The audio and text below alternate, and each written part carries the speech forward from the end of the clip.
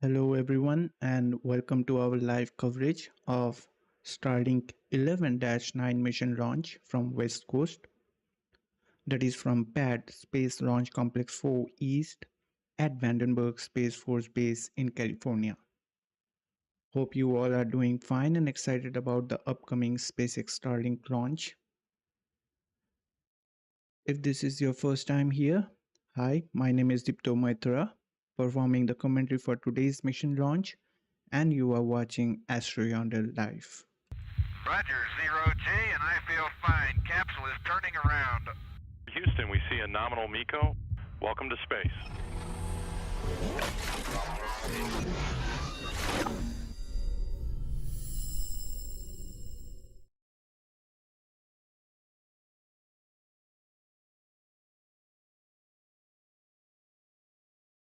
We are super excited bringing you the coverage of SpaceX's 477th overall launch and the 49th Falcon 9 launch of this year. Currently, we are waiting for a Falcon 9 liftoff at 1:42 p.m. Pacific Time, 4:42 p.m. Eastern Time from California for a southeasterly launch for SpaceX Starlink mission. The Starlink mission 11-9 will launch a batch of 27 Starlink satellites to low Earth orbit. Firstly, on behalf of AstroYonder team and our awesome moderators, want to thank you all for joining us today's launch. We are so grateful to have you as part of the stream and really appreciate you being here. A huge shout out to our amazing YouTube community for the support as we bring you detailed coverage of space launches with all the stats and in-depth insights. We are truly grateful to have you all here. Would really appreciate it if you guys could join the chat and let us know where you are joining from. Additionally, feel free to share any questions, suggestions, or opinions with us. We would love to hear from you guys. Now, just a note, it's me only managing the launch coverages on my own. So if we face any technical issues, please bear with me and be tuned in. Nothing to worry about. I will do my best to guide you through the Falcon 9 rocket launch happening in approximately 40 minutes from now.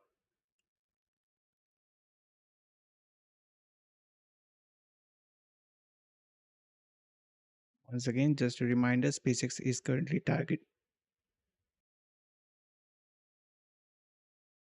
Please excuse me. Now, just a reminder, SpaceX is currently targeting a liftoff time of Falcon 9 from Vandenberg Space Force Base at 1:42 p.m. Pacific Time, 4:42 p.m. Eastern Time on Monday, April 28th.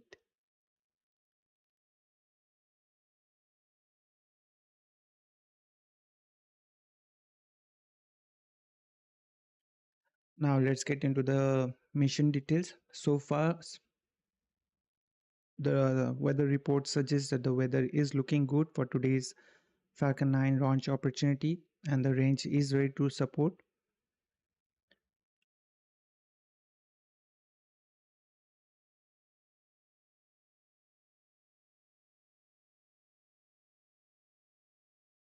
But anyways, if we hope that they're able to launch on time and not have to push off too far. But if for some reason launch does not happen today, we do have a backup opportunity tomorrow, that is Tuesday, April 29th, with launch window opening at 1:11 p.m. Pacific Time, 4:11 p.m. Eastern Time.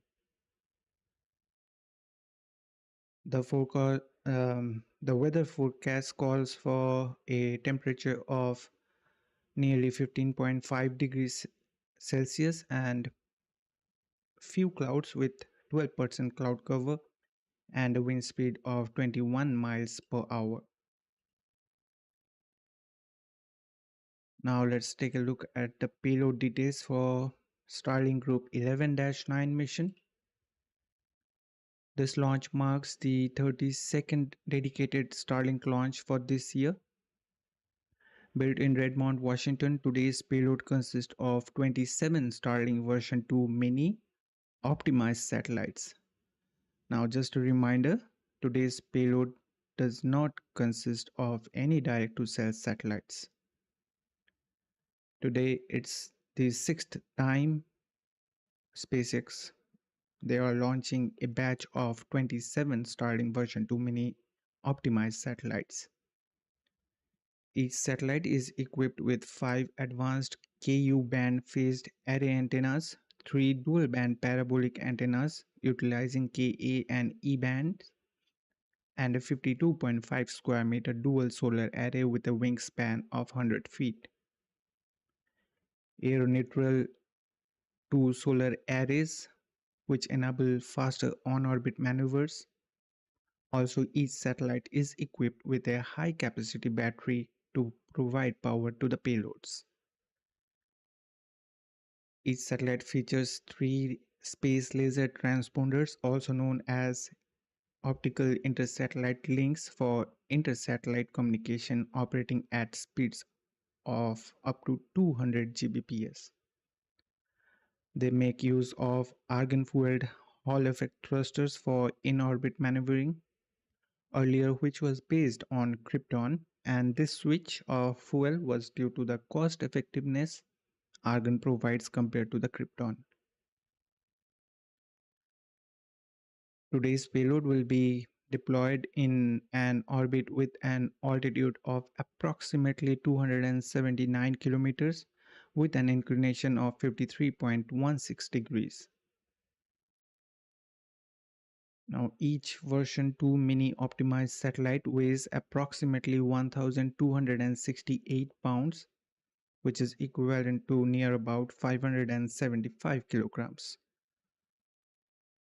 And this weight of the Starlink satellites of each of them is nearly 22% less than the original version 2 mini variant. Now, just for the context, each unoptimized satellite weighs approximately 1,763 pounds, which is equivalent to 800 kilograms. Starlink satellites use custom-built star trackers to find their position, altitude, and orientation for optimal broadband throughput.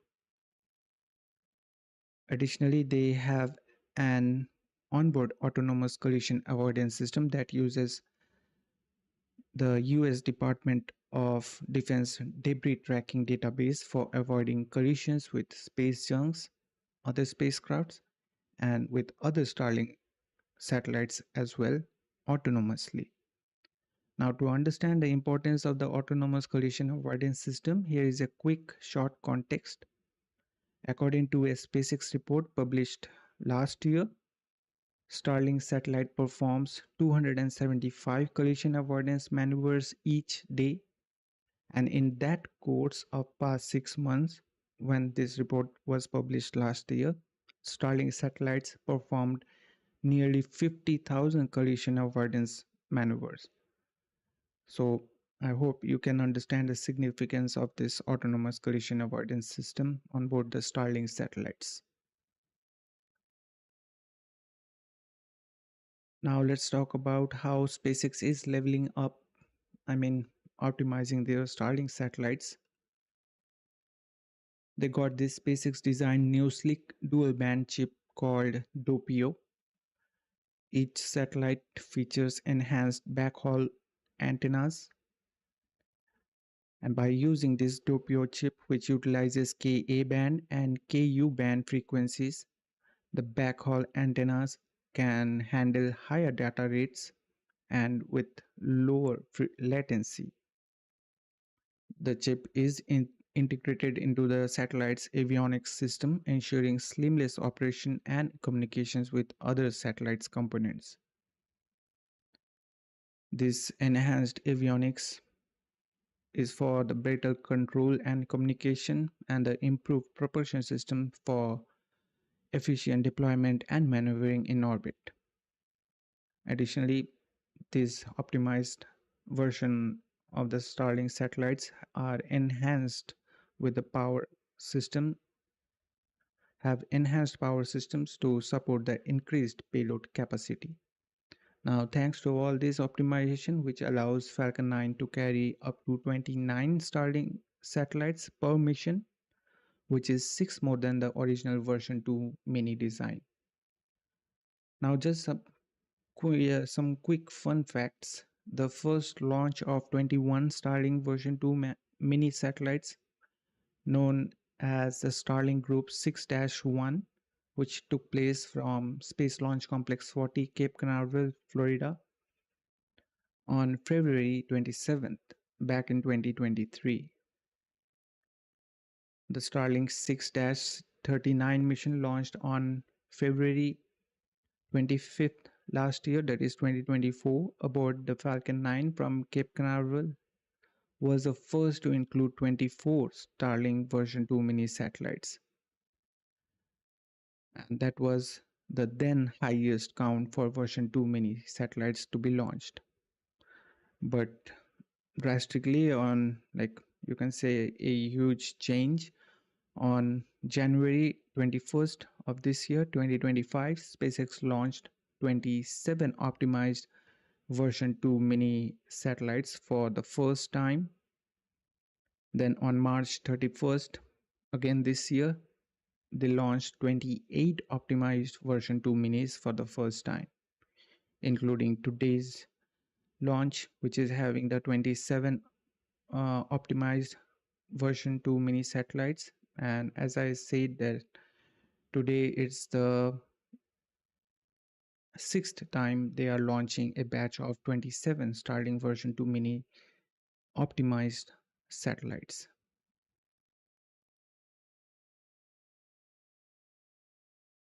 Now, in comparison, the highest for the version 1 of the Starlink satellites is 60 satellites which got launched, and for version 1.5 it's 56. Now let's take a look at the flight record for the booster supporting today's mission.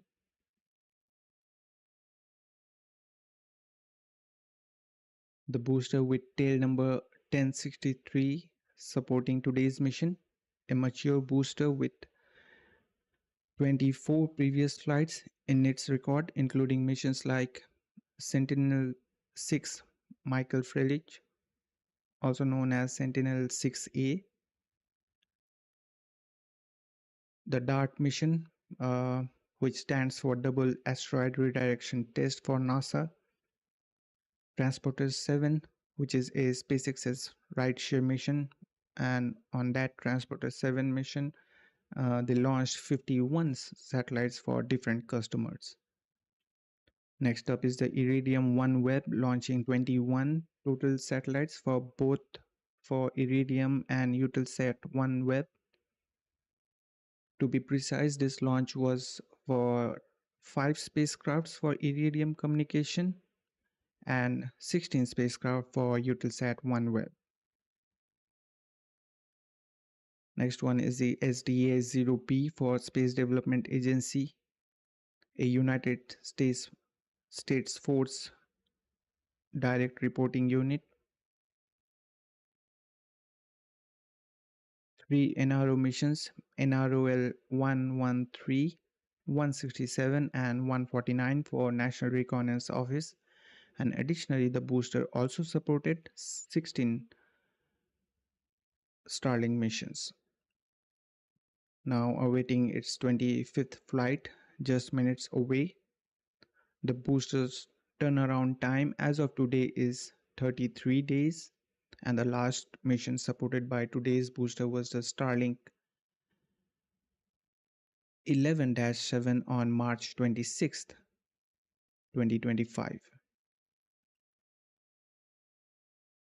Well, not to forget, SpaceX experienced its first in-flight failure of a Falcon 9 rocket since 2015 with this booster only during Starlink 9-3 mission.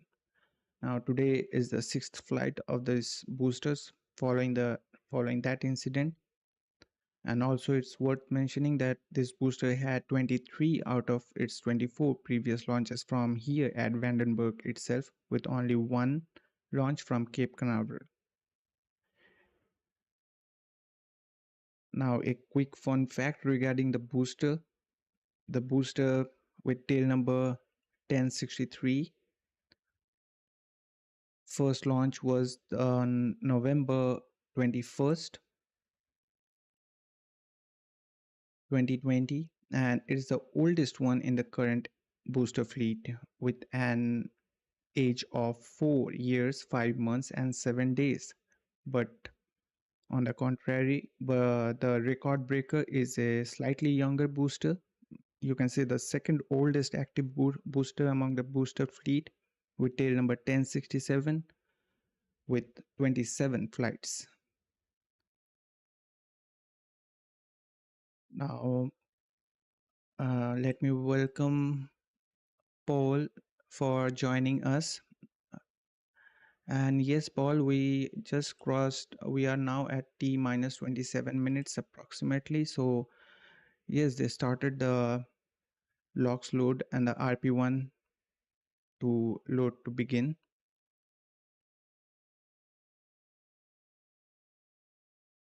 As of now, to me, there is no update that I can understand for what you are asking, because the weather at Vandenberg nowadays is not so much favorable. But as of now, I don't have any information that whether they will be having any trouble with the weather for today. And that's a sign, you can say, that SpaceX is not pushing and adjusting their liftoff time for today as well. So that's a positive sign, you can say. Now let me, as you just said me, let me just check it once again. So look, there is no update from SpaceX end as well about any kind of delay for today's mission. So let's be hopeful regarding today's launch. So we are done with the booster details. Now let's have a look at the bar graph showing number of Falcon 9 launches each year. Before this upcoming launch, SpaceX completed its 48th Falcon 9 launch for this year with the Starlink 12-23 mission launch from Cape Canaveral on April 24th. That is just excuse me, on April 27th, which is just yesterday, leaving behind the number of annual launches made till the year 2021. Now having 17 more than the launches made in 2021. And as we all know, previously SpaceX completed 132 launches of Falcon 9 last year, making a year with the highest annual launches to date for SpaceX. That is 134 launches in total. Now with today's launch of Starlink 11-9 mission, the bar graph shows 49 Falcon 9 launches for 2025. SpaceX is now less than halfway to the number of Falcon 9 launches made in year 2022 and will be having 12 less number of launches from that with today's mission.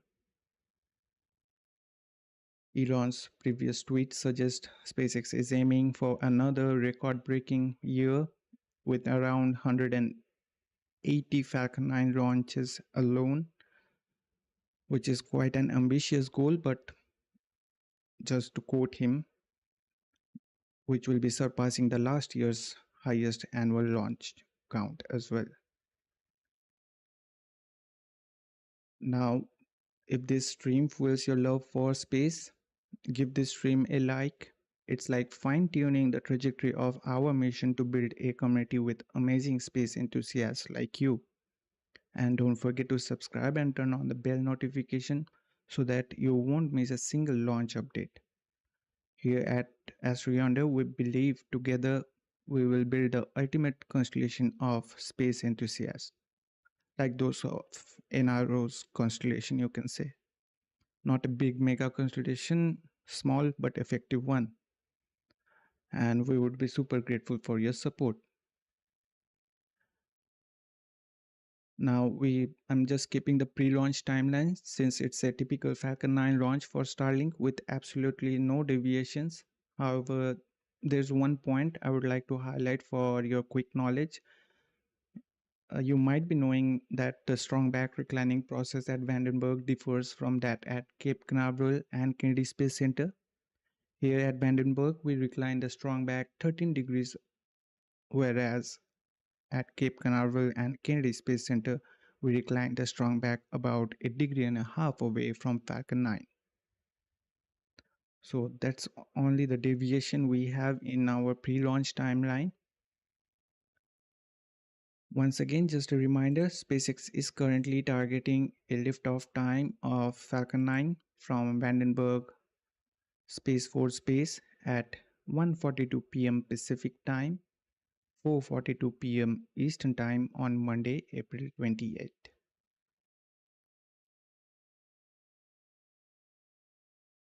Now let's go ahead and briefly step through the trajectory for today's Starlink mission. Falcon 9 leaving the pad from Space Launch Complex 4 East from Vandenberg Space Force Base with the spacecraft on board the batch of 27 Starlink satellites for a southeast trajectory along the coast of Southern California, heading into a low Earth orbit.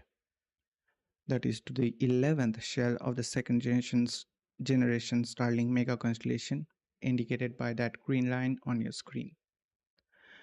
The red line you see indicates where Falcon 9 first stage will land after stage separation, just a little later leaving California's coast. This is going to be a off-the-land landing, a droneship landing using autonomous spaceport droneship named, of course, I Still Love You, here on the west coast. This will be the 120th landing on, of course, I Still Love You droneship to date, if successful. And just a quick information, the estimated booster recovery is approximately 590 kilometers with estimated fairing recovery approximately 624 kilometers downrange. And the stage 2 debris re-entry will be in the South Pacific Ocean. Well, Paul, thanks for the like, and I hope you are enjoying the stream. And once again, welcome. I guess it's the first time you tuned in here, so we welcome you with all our heart.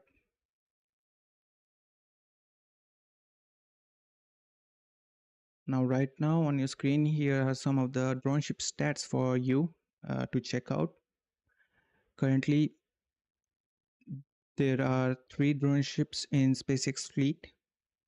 Of the 3, just read the instructions and a shortfall of Gravitas are based in Florida, while of course I Still Love You is stationed in California. We anticipate addition of a new drone ship likely by this year, although as of now no specifics we have about that. So let's be hopeful. Well, would like to welcome Marcel or Marcel. I hope I'm pronouncing your name correct. If not, my sincere apologies. Please pardon me. And would like to welcome you and thanks for tuning in.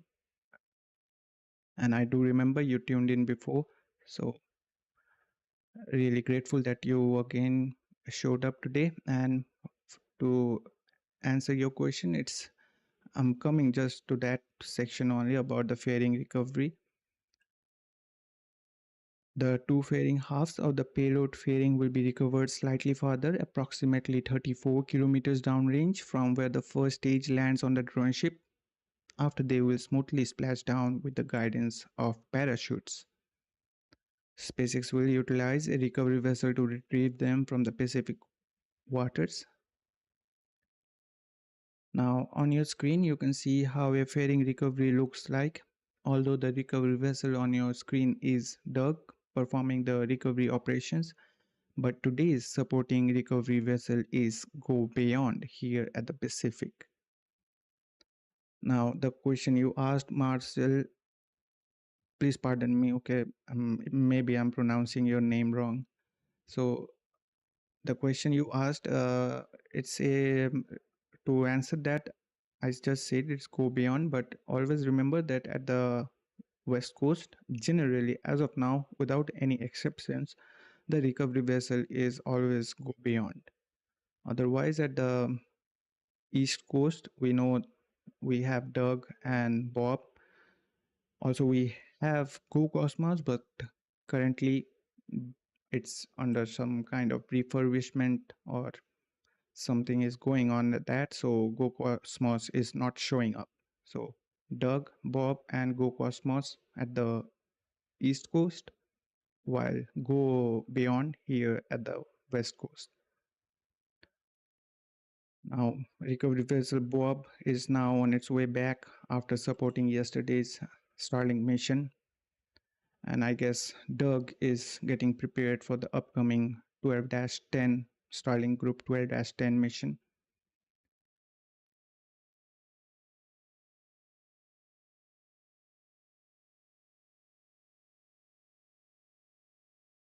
Now, I guess we are 10 minutes away from the webcast to begin. So let's just quickly wrap up with the stats we have for today's mission.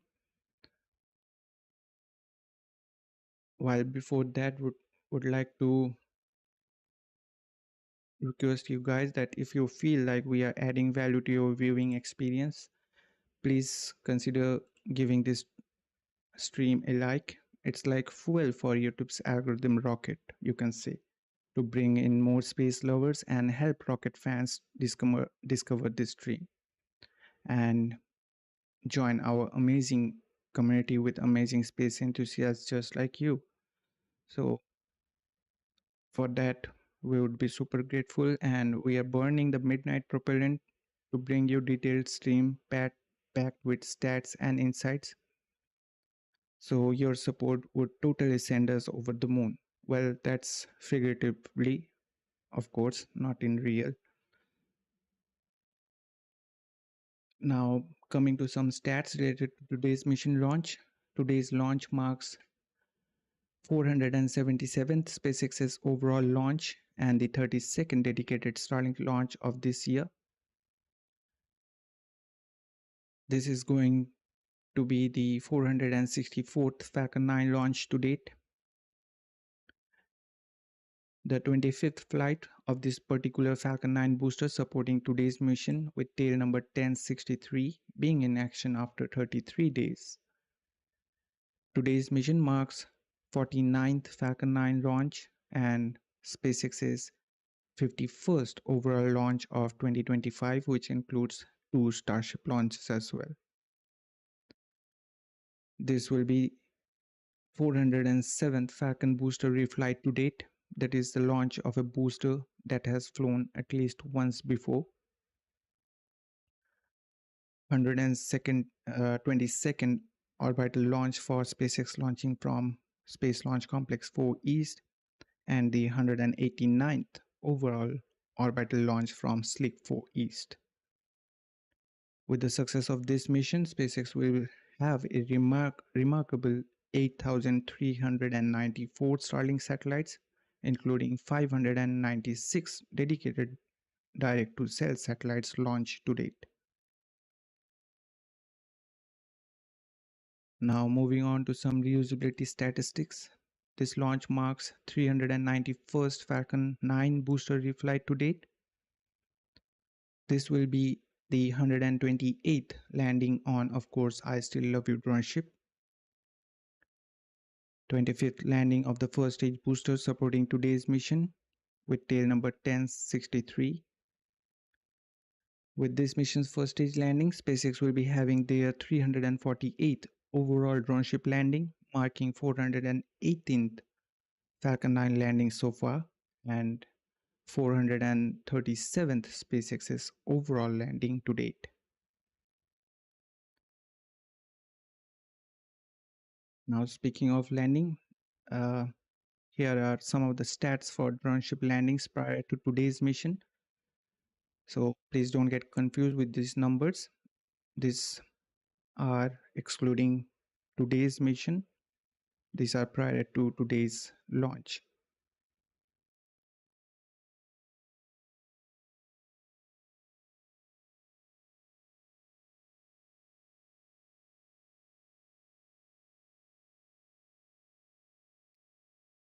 Now, let's have a look into some key stats for SpaceX launches specifically for this year, including today's mission.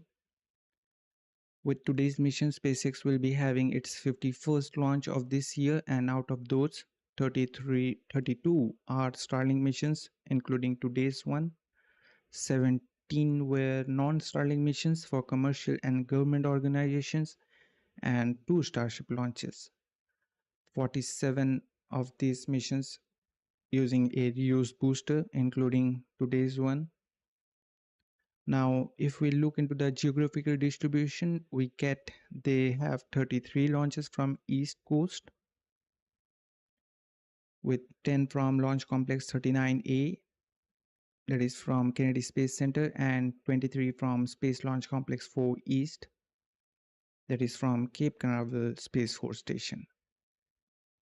On the West Coast, they will be having 16 launches with today's mission, that is from Space Launch Complex 4 East here at Vandenberg Space Force Base. As of now, 2 launches from Gulf Coast at Starbase in Texas, with the Starship's 7th and 8th test flights, and 2 super heavy booster catches for both of those test flights. For landings, they will be nailing it for the 47th time this year. Most of the landings are on drone ships, with 38 landings, including today's one.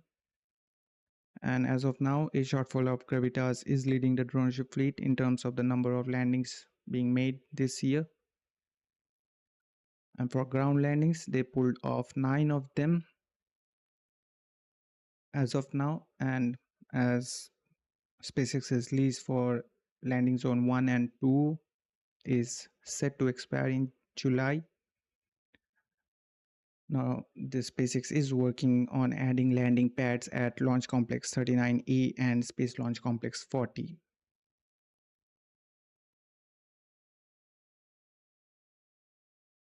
Now, prior to today's launch, the success rate for ground landings is 98.89%, and for drone ship landing, it is 96.66%. And the overall landing success rate is 97.10%.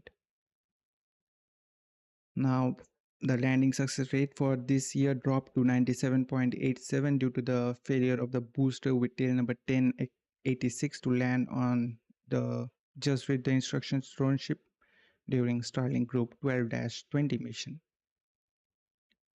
Today's mission is the 113th launch since last mission failure, that is the Starlink 9-3 mission, which got supported by today's booster itself. Now, once again, this page of stats are prior to today's launch, and we are right now just 3 minutes away from the webcast to begin. And on this stats, what we have is 112 successful launches since last mission failure with Starlink 9-3. Once again, just to remind you, these stats now I'm mentioning are prior to today's launch. 22 successful landings since last landing failure with Starlink 12-20. Booster with tail number 1067 having the highest number of flights and successful landings, that is 27 times. 325 missions with at least one reuse fairing, and approximately 618 numbers of fairing halves were reused prior to today's launch. We are getting close to the webcast. We are just 2 minutes away. Now, moving on to this year's orbital launches, including today's one. With this 88th orbital launch of the year, United States is leading with 56 launches, followed by China with 23 launches, Russia with 5 launches, 1 launch each by India, Japan, and Europe with 2 launches.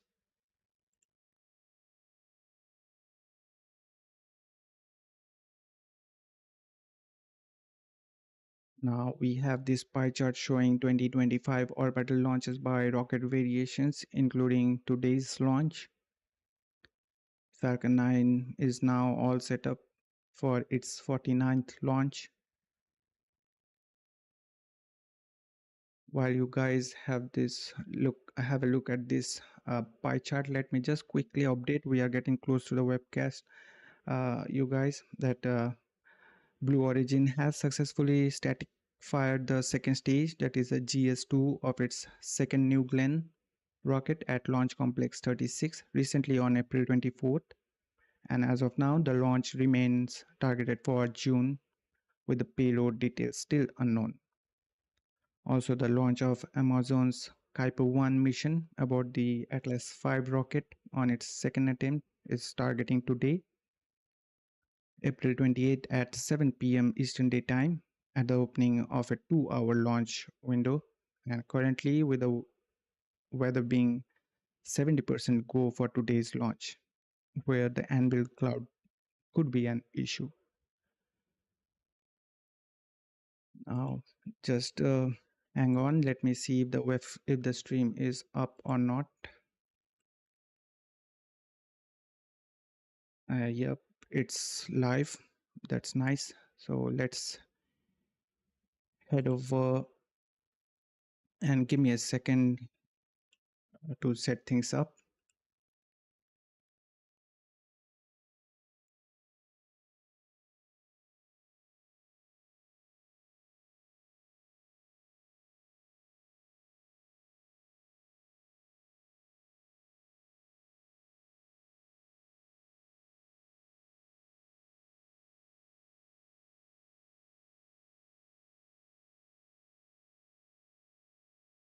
Well, SpaceX is playing some pre-stream music right now. So once the mission audio feed kicks in, I will patch it into our stream. Now, adding value to your viewing experience here at AstroYonder is our top priority. If you feel we somewhat achieved that, please consider liking this stream. It really helps YouTube's algorithm bring in more space fans and helps others to find this stream. Also consider subscribing to our channel as we work hard to bring you stream packed with stats, details and insight. We would be incredibly grateful for your support. Now in just a few moments after this stream of Starlink 11-9 mission will be wrapped up, we will be again streaming the Amazon Kuiper 1 mission. So hopefully we will see you all there joining us. Hello Paptripika, welcome. How are you? And what's the time at your place? It's getting 16 minutes, 16:37 hours.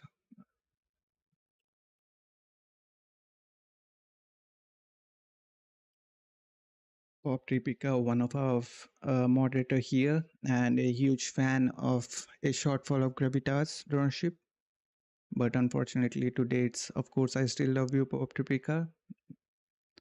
But I hope that you will enjoy the stream and I hope that you will be there for the Amazon Kuiper 1. Tanks are pressurizing for strong back retract. So it's a nice view we are getting, clear skies, sunny as well. Now we did got the call out that the tanks are now pressurizing for strong back retract. So we are adding a bit of gas to firm up the tanks so that the clamp arms can open with a solid structure holding the Falcon 9. Retract has started. And once the arms are open, we start reclining the strong back about 13 degrees away from the Falcon 9. And we did got the call out that the strong back reclining process has started. Now, as we are getting this close-up view, of the Falcon 9. You might be able to see, yep, yes, you can see that the strong back is now slowly is reclining slowly right now. Now this process is slow because hopefully if again they will be providing us a closer view, you can see those lines still connected with the payload fairing, which provides conditioning electrical signals, pressurization gases, and propellant to the spacecraft. So just to make sure that those, now you can see that those lines, so if just to make sure those stretches out evenly, that's why we recline the strong back a little bit slowly.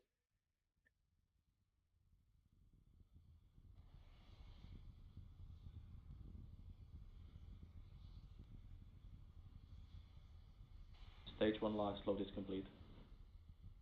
And we got the call out that the stage 1 LOX load is complete right now. We are now waiting for the second stage LOX load completion that will finish up at just inside T-2 minute mark. Currently, as of now, wow, it looks amazing. It seems like it's snowing kind of. Now, currently the range continues to be green, and the weather, of course, you can see there, it's amazing. It's cooperating with us, and we don't expect any weather conditions to develop in the last couple of minutes. Now we will be listening in a couple of seconds for the LOX load closeout for the second stage.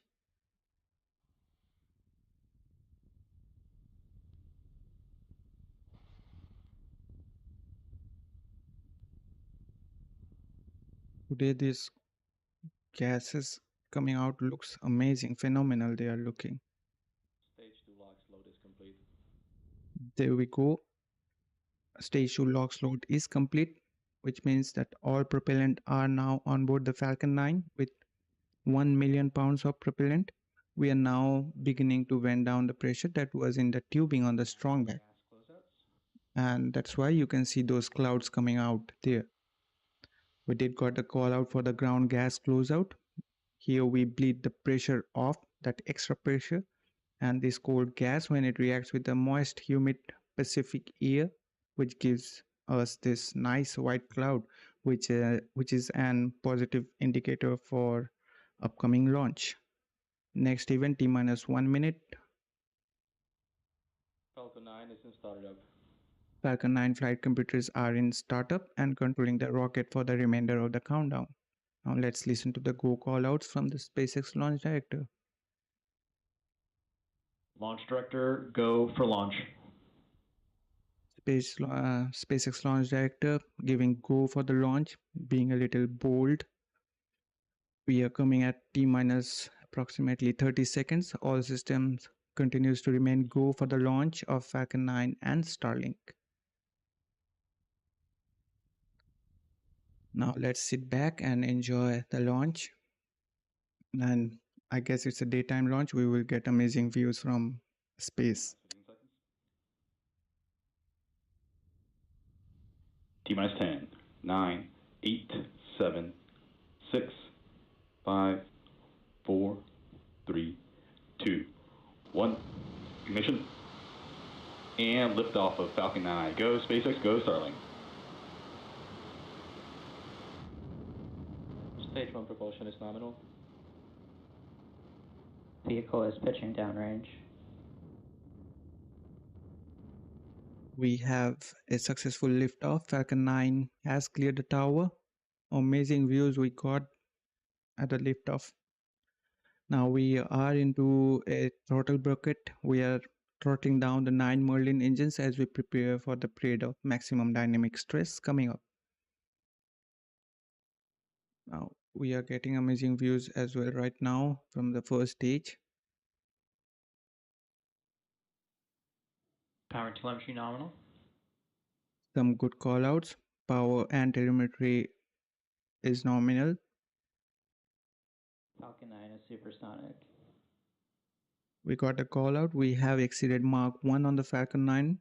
Right now, Falcon 9 is faster than the speed of sound as we have gone supersonic. We did got the call out for max Q, so we are through the period of maximum stress on the vehicle. We have throttled the Merlin engines back up to full power right now. Next, expecting the call out for MVAC engine chill.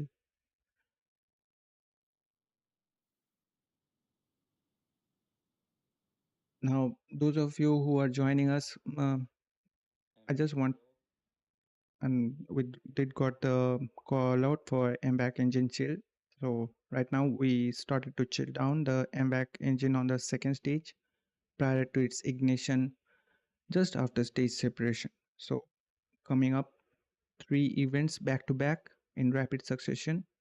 The shutdown of main engine on first stage, that is main engine cutoff, MECO, followed by stage separation and ignition of the second stage MVAC engine, also known as ACS-1, which will boost the payload into low Earth orbit. So let's listen to those callouts while watching this amazing view we are getting from the Falcon 9's first stage. That's why what I was going to ask you guys, that what's your opinion? What you guys like, a daytime launch or a nighttime launch? For me, I like a daytime launch.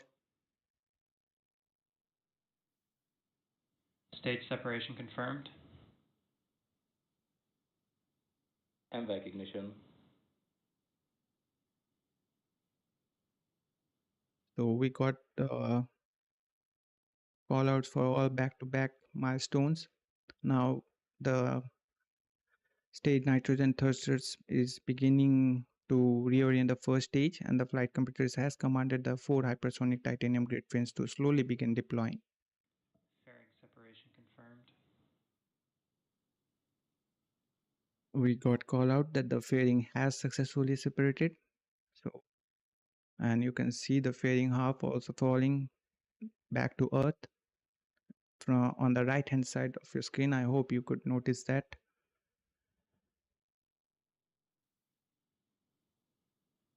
Now the first stage will continue to rise towards the apogee before descending back towards the landing site. For today, it's a drone ship. Of course, I still love you, stationed in the Pacific Ocean. Second stage, meanwhile, in the middle of its 6-minute burn, is on its way into the parking orbit.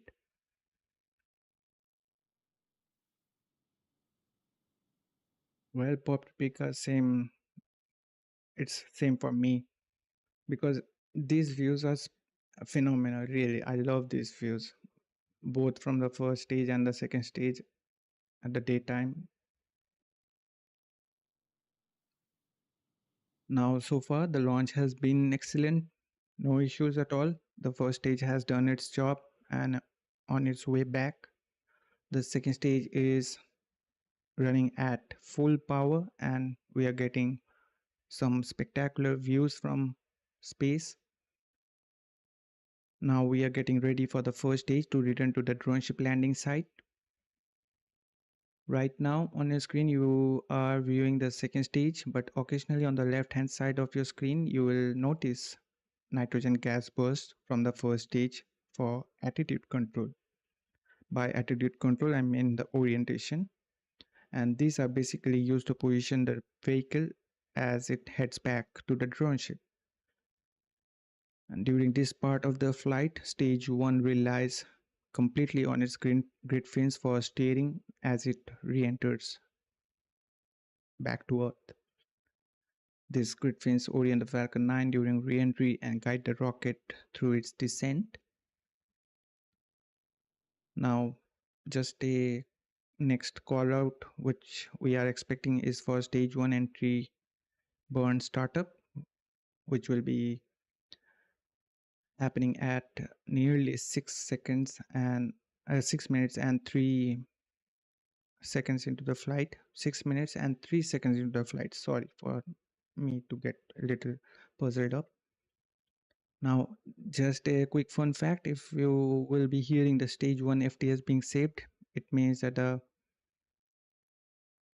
stage 1 entry burn has been accomplished, and when you will be hearing stage 2 FTS being saved, it means stage 2 is all through its orbital insertion burn.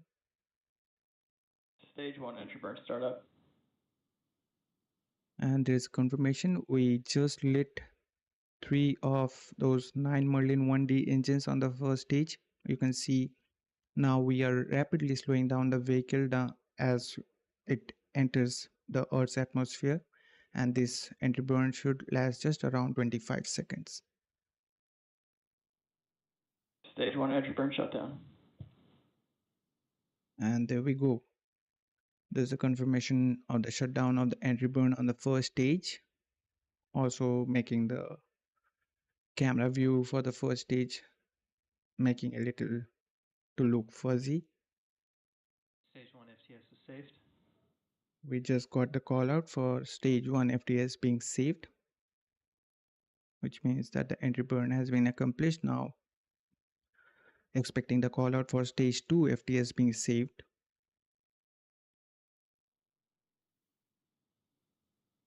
Also, we are expecting a call out for stage 1 being transonic.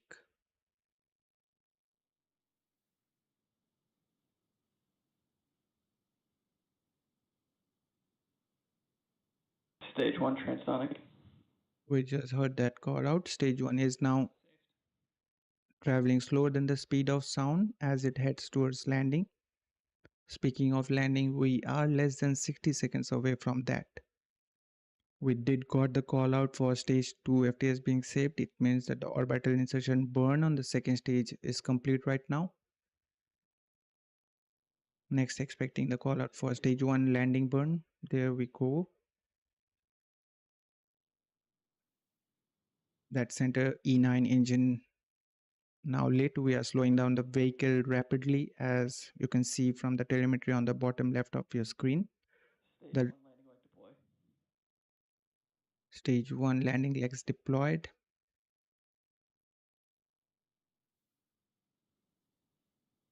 Landing confirmed. And there we have it. We have successfully made the 418th landing of an orbital class Falcon 9 rocket. Coming up next, we will have the second stage engine cutoff, that is SECO 1, and following that event, second stage will enter into nearly 45 minutes of coast phase as the vehicle ascends to its target orbit. Amazing views from the second stage. We didn't got the call out, but you can see the second stage MVAC engine got shut down. Nominal park orbit insertion. At least we did got the call out for nominal orbit insertion.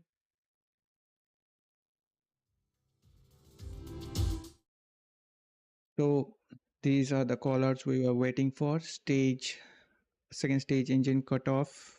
We didn't heard it, but it happened. We saw it, and the confirmation of a good nominal orbit. Although today was a Starlink mission, next up is the Kuiper 1. Right now, SpaceX also scheduled the upcoming Starlink 12-10 mission, launching from Launch Complex 39A from Kennedy Space Center. Now, today's launch marks SpaceX's 477th successful mission, with the landing marking their 437th success. Next up, in just few minutes, we will be going live with all the insights and stats for ULA's launch of Kuiper 1 mission. So be sure to tune in. I bet you that it's going to be an exciting one, and we would love to have you all join us again. So with that, we will wrap up our coverage for now. But before that, want to thank all of you for wherever you are watching our live coverage. We can't do this broadcast without you. Thank you for your continued support and encouragement for what we do here at AstroYonder. Make sure to check out our social media handle on X for the latest happenings in space industry and updates on upcoming launches. I guess the link got posted on the chat.